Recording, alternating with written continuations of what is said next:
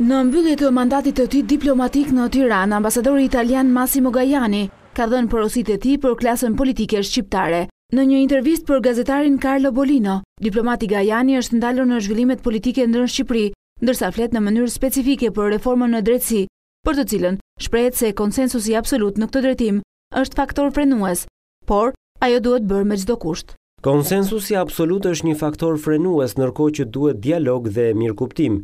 Kuoromi i lartë për të aprovuar një reformë kushtetuese është në vetvete një formë garancie. Më vjen mirë që pas një refuzimi në nisje opozita po fillon të kundërshtojë ndonjë gjë, që është gjithsesi një shenjë pjesëmarrje.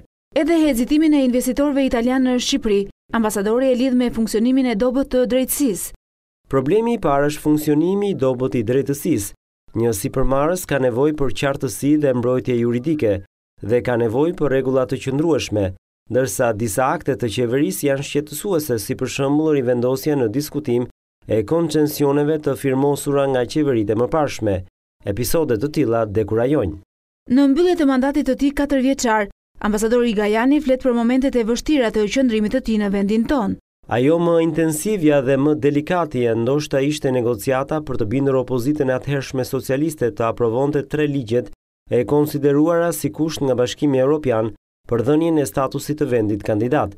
Ishte një moment shumë i vështirë që megjithatë si Itali u bëm dhe përcjellës të shqetësimeve të Partisë Socialiste, duke i ndihmuar në një farë mënyre të kapërcenin shqetësimet e tyre.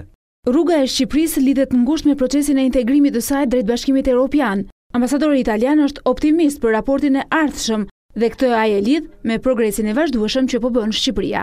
Unë besoj se raporti do të jetë në përmbajtje pozitiv, sepse Shqipëria vazhdon të bëjë progres të vazhdueshëm. Në administratën publike për shembull dhe pastaj në zhvillimin e zgjedhjeve administrative që ishin korrekte dhe në përgjithësi me aplikimin e demokracisë, sepse sido që ta shohësh, Shqipëria sot është një vend demokratik, në të cilin opozita është e lirë të shprehet edhe pse mes përballjeve shumë të ndezura.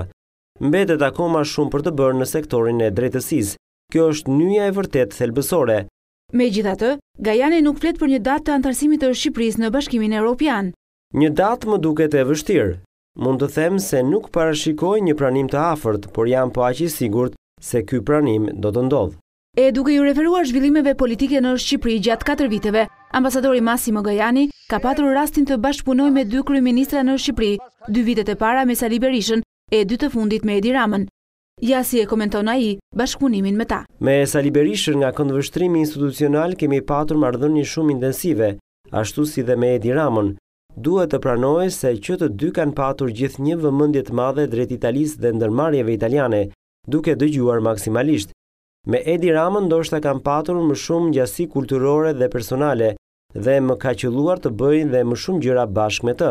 Shpesh e kam shoqëruar në udhëtimet e tij italiane gjatë takimeve të ndryshme me sipërmarrës, duke patur nderin edhe kënaqësinë ta shoqëroja kështu dhe në vendin tim. Dhe pas 4 vitesh, ambasadori italian largohet, ndërsa eksperiencën në Shqipëri e përkufizon kështu. Është një vend me emocione të forta, ndonjëherë të bën të ndihesh humbës, por nuk është asnjëherë e mërzitshme. Nuk erdha në Tiranë duke qarë, por është e vërtetë që largohem me lot në sy. Mandati Massimo Gajanit si ambasador i Italisë në Shqipëri mbyllet formalisht me datën 19 tetor. Prej 20 tetorit merr detyrën si drejtori i përgjithshëm i globalizimit në Ministrinë e Jashtme në Rom.